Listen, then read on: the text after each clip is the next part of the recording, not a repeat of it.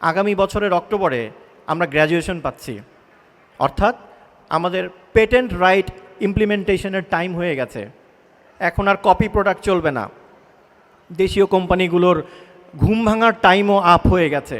আরও আগে থেকেই ফর্মুলেশনে হাত দেওয়া দরকার ছিল, কারণ এখন থেকে আর কপি করা যাবে না।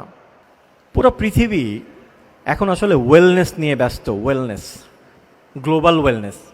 ওয়েলনেস জিনিসটা হচ্ছে একটা প্রমিস মানুষের কাছে, মানুষকে হ্যাপি করার, সুখী করার। এই ওয়েলনেস ইন্ডাস্ট্রির সাইজ 2023 সালে ছিল $6.3 ট্রিলিয়ন।